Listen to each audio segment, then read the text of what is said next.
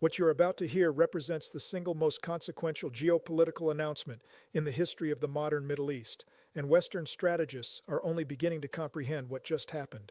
In the span of 72 hours, developments occurred that fundamentally alter the balance of power in the region that controls 30% of the world's oil supply, and every capital from Washington to Tel Aviv is in emergency session trying to formulate a response that does not yet exist. China just announced the establishment of a permanent naval facility in the Persian Gulf, not a port visit arrangement, not a logistics agreement, a permanent military installation with berthing capacity for aircraft carriers, submarine support infrastructure, and integrated air defense systems. The location is Chabahar, Iran. The timeline for operational capability is 18 months, and the strategic implications represent nothing less than the terminal phase of American hegemony in the Middle East. I am going to take you inside every dimension of this development. How did China negotiate this agreement without triggering Western interdiction or meaningful diplomatic pressure? What does a permanent Chinese naval presence in the Persian Gulf mean for the petrodollar system that has underwritten American global power for 50 years? And what does the world look like when the United States no longer controls the sea lanes through which 1/5 of global oil supplies flow? There are no comfortable answers in this analysis, but the truth, however destabilizing, is the only thing worth examining. 4 questions will structure everything that follows, and by the end of this presentation, you will understand why the strategic architecture of the Middle East just collapsed in a way that has no precedent in the post-Cold War era and no established playbook for American response. Let me be clear about what this announcement actually means in concrete terms, because the technical specifications matter enormously for understanding the strategic weight of this development. The Chabahar Naval Facility represents a $15 billion infrastructure investment spanning 270 acres of developed port territory. The agreement grants China a 99-year lease with full operational sovereignty over the designated military zones. Construction timelines indicate first phase operational capability within 18 months, with full infrastructure completion projected for 48 months. The facility specifications reveal the strategic intent: 4 deep-water berths capable of accommodating Type 003 aircraft carriers with electromagnetic catapult systems, submarine maintenance facilities designed for both conventional and nuclear-powered vessels, integrated air defense incorporating HQ-9B long-range surface-to-air missile batteries with engagement ranges exceeding 200 kilometers, hardened fuel storage with capacity for 1.2 million barrels, ammunition bunkers built to withstand precision-guided munitions, communication arrays providing encrypted satellite links to Chinese Southern Theater Command. This is not a symbolic presence. This is not a peacetime logistics arrangement that evaporates when tensions rise. This is permanent power projection infrastructure designed to survive American attempts at interdiction and continue operating through sustained conflict scenarios. The strategic geography makes the positioning even more significant.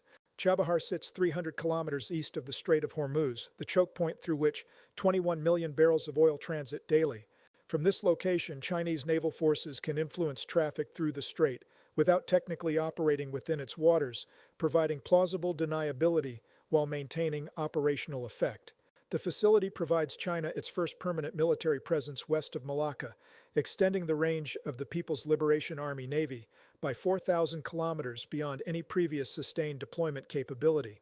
Here's what you need to understand about the diplomatic sequencing that made this possible. This agreement was not negotiated in isolation. This represents the culmination of a 15-year strategic framework that Western analysts consistently dismissed as economically motivated rather than militarily significant. The foundation was the China-Iran Comprehensive Strategic Partnership signed in March 2021, a $400 billion 25-year agreement that Western media covered primarily as an energy deal.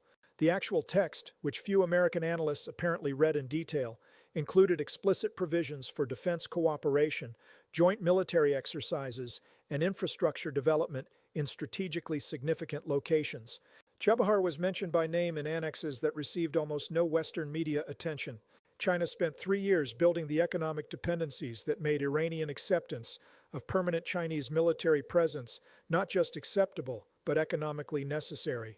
Chinese investment in Iranian oil infrastructure now exceeds $120 billion. Chinese firms control 43% of Iranian oil exports through long-term purchase agreements denominated in yuan. Chinese construction companies rebuilt critical Iranian ports after decades of sanctions-induced deterioration. Iran's economic survival is now structurally dependent on Chinese financial flows that can be restricted or expanded based on strategic cooperation levels. This is how great powers actually operate. The economic integration was never primarily about profit margins. It was about creating structural conditions where the target nation's elite interests align with your strategic objectives. Iran's political leadership now understands that their economic stability, their ability to maintain domestic spending programs, their capacity to fund regional proxy networks all depend on continued Chinese satisfaction with the relationship. The United States had 15 years to recognize this pattern and formulate a response. Instead, American strategy consisted of sanctions that pushed Iran deeper into Chinese economic orbit while providing no alternative framework. Washington operated on the assumption that economic pressure would eventually produce regime change or capitulation, never considering that it might produce permanent strategic realignment with America's primary great power competitor. Game theory explains this outcome with brutal clarity. Iran's choice set was either maintain resistance to American pressure while accepting permanent economic stagnation, or accept Chinese partnership that provides economic development in exchange for strategic accommodation. The Iranian leadership, facing domestic unrest driven partly by economic conditions, rationally chose the option that offered material improvement while maintaining resistance to American demands. Now let me explain why this development represents an extinction-level event for American strategic positioning in the Middle East, and why the timeline of American decline in the region is measured in months, not years. American power in the Middle East rests on three structural pillars. First, the ability to guarantee freedom of navigation for oil exports, which provides leverage over both oil-producing and oil-consuming nations. Second, the implicit promise that alignment with America provides security guarantees that no regional power can challenge. Third, the petrodollar system, where oil transactions denominated in dollars create permanent demand for American currency and allow deficit spending without inflation consequences. The Chinese naval facility undermines all three pillars simultaneously. Consider the freedom of navigation guarantee. For 70 years, the U.S. Fifth Fleet, based in Bahrain, has maintained overwhelming naval superiority in the Persian Gulf. That superiority allowed Washington to credibly promise oil consumers that American naval power would keep supplies flowing, regardless of regional conflicts. That promise justified security partnerships, weapons purchases, and political alignments that favored American interests. Chinese permanent presence in Chabahar means the Fifth Fleet no longer enjoys uncontested control. In any crisis scenario involving Iran, Chinese warships can now operate from hardened facilities with secure supply lines, air defense coverage, and strategic depth. American attempts to blockade Iranian oil exports now risk direct military confrontation with Chinese forces operating from permanent installations rather than expeditionary deployments that can be waiting out. The security guarantee pillar collapses even faster. Saudi Arabia, the United Arab Emirates, and other Gulf monarchies have maintained alignment with Washington based on the calculation that American military power provides protection against regional threats, particularly Iran. But if American power can no longer guarantee control of the regional maritime domain, if Chinese presence creates military parity or even localized superiority, then the security value of American alignment diminishes while the economic benefits of Chinese partnership increase. This triggers a cascade of strategic defections that accelerates beyond American capacity to prevent. Saudi Arabia is already negotiating yuan-denominated oil sales to China. The Emirates are expanding defense cooperation with Chinese firms. Oman, which shares maritime boundaries with Iranian territorial waters, is finalizing infrastructure agreements that will make Chinese investment the dominant factor in national development planning. Each defection makes the next one more rational. Game theory calls this an information cascade, where actors update their strategic calculations based on observing others' choices. When Saudi Arabia demonstrates that Chinese partnership is viable and American retaliation is manageable, smaller Gulf states rationally conclude that alignment flexibility is safer than rigid commitment to a declining hegemon. The petrodollar system faces the most catastrophic implications. Since 1974, Saudi Arabia's commitment to price oil exclusively in dollars created structural global demand for American currency.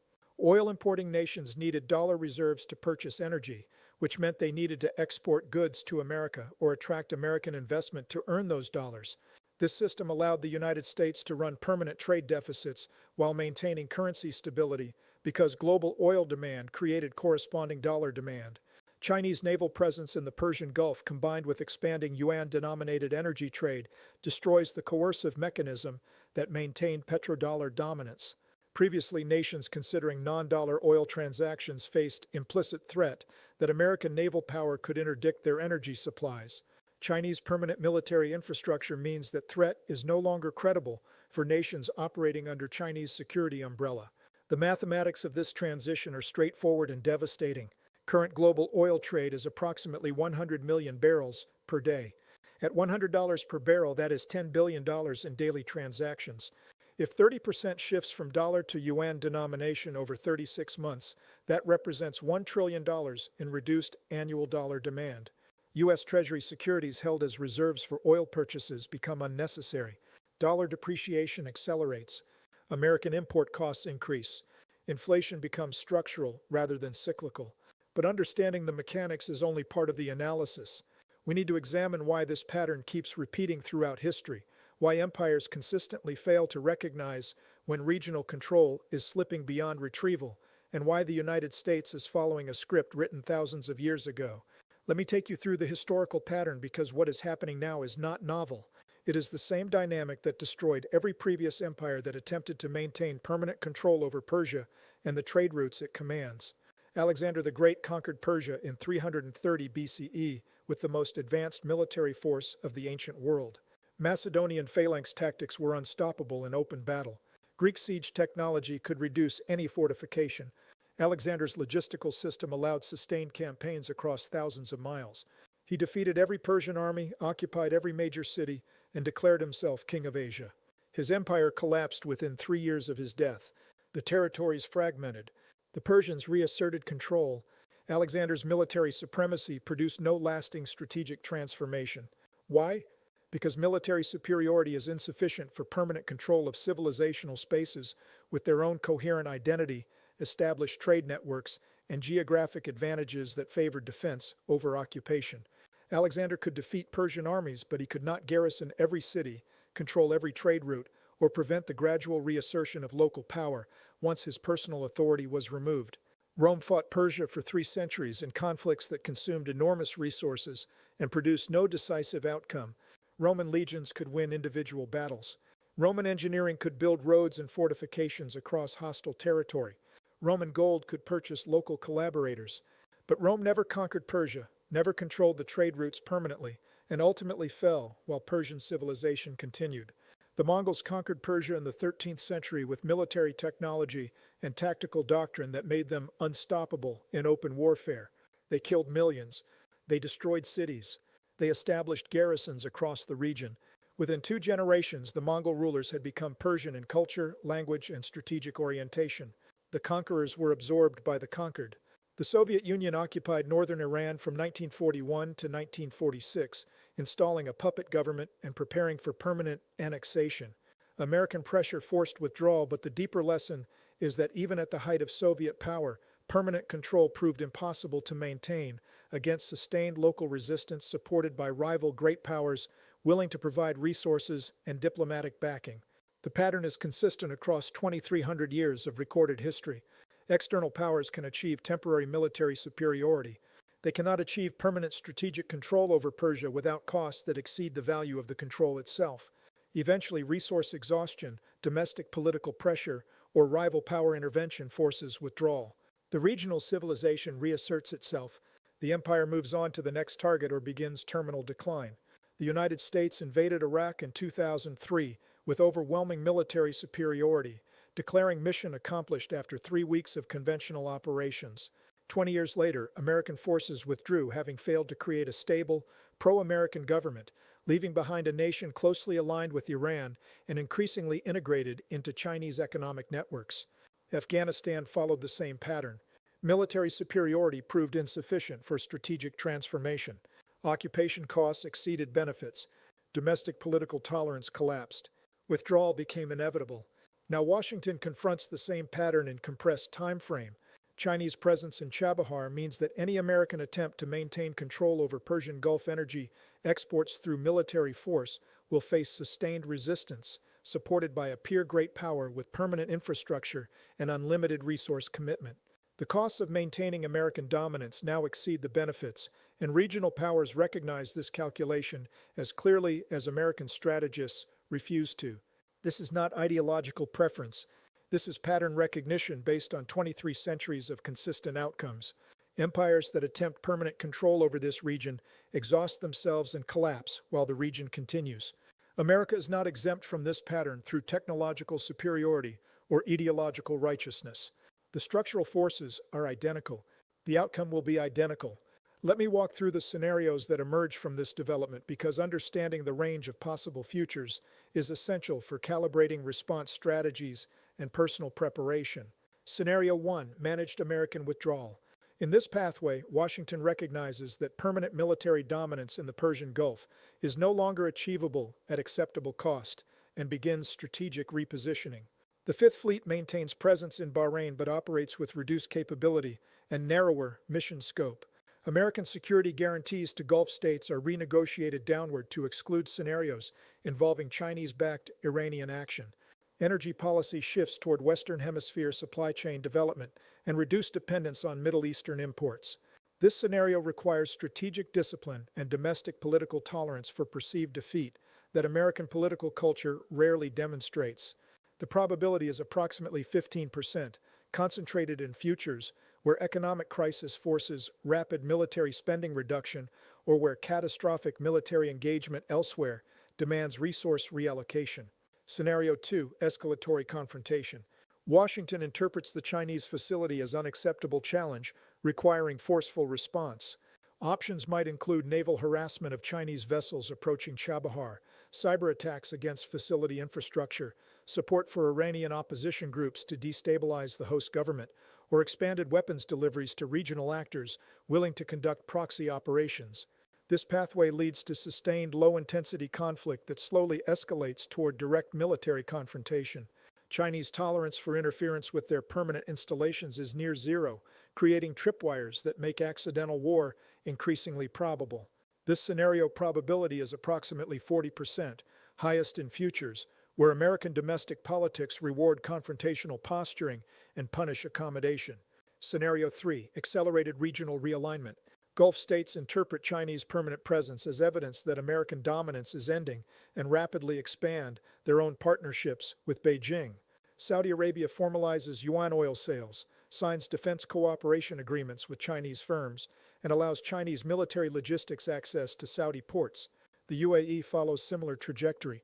Within 36 months, the Persian Gulf functions as a Chinese sphere of influence with American presence, reduced to token symbolic installations. This scenario requires no American consent and faces minimal American capacity for prevention. Regional actors make sovereign choices based on their assessment of shifting power dynamics. The probability is approximately 65%, representing the most likely pathway based on current trajectory and historical pattern. Scenario 4: Economic cascade and dollar crisis.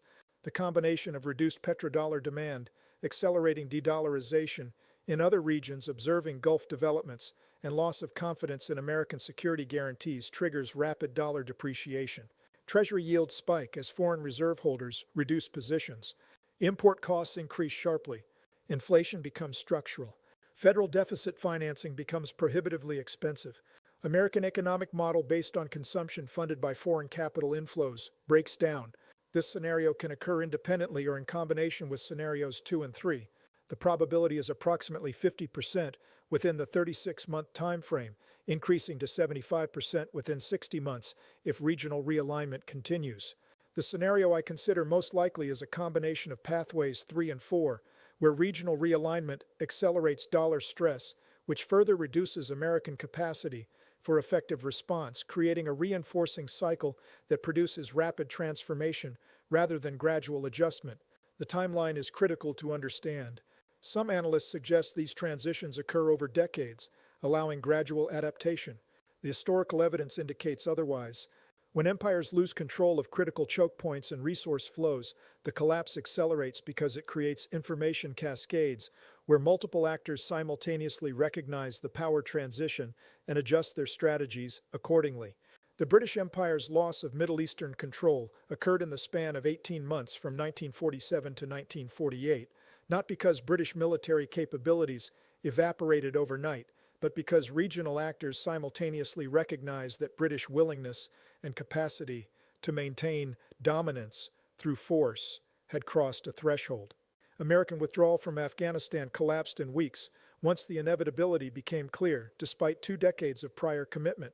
I assess 30 to 48 months as the time frame for fundamental transformation of American positioning in the Middle East, measured from Chinese facility operational capability. This is not prophecy. This is pattern recognition based on how information cascades operate in multipolar systems where regional actors update strategies based on observed commitment levels from competing great powers. Now, before we close, I want to address the analytical framework we have applied here because understanding the methodology matters as much as the conclusions. This analysis employs predictive history using game theory, structural incentive analysis, and historical pattern recognition. The approach assumes that actors respond rationally to incentive structures, that structural forces constrain available choices regardless of ideological preference, and that historical patterns repeat because the underlying dynamics remain constant across civilizational timescales. I might be wrong. The scenarios outlined might not materialize in the time frame assessed or in the manner described.